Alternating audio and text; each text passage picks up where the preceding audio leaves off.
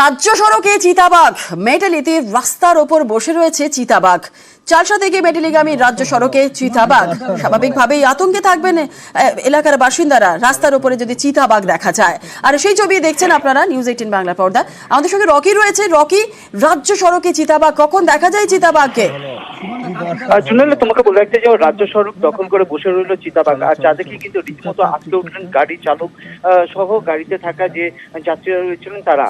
আর সেই ভিডিও কিন্তু রীতিমতো ভাইরাল। ঘটনাটি ঘটেছে মেটলি ব্লকের চালসা থেকে মেটলিগামী রাজ্য সড়কের সামথিং চা বাগানের মাঝে। আর এই ঘটনাটি ঘটেছে কাল গভীর রাতে। এই রাস্তা ধরে যখন সেই এলাকার বাসিন্দারা বাড়ি ফিরছিলেন সেই সময় এই চিতাবাঘটিকে কিন্তু রাস্তার মাঝখানে বসে থাকতে দেখেন তারা, এবং যা দেখে কিন্তু গাড়ি দাঁড় করিয়ে দেয় ভয়ে মনে নিয়ে কিন্তু সেই ভিডিও করতে দেখা যায়।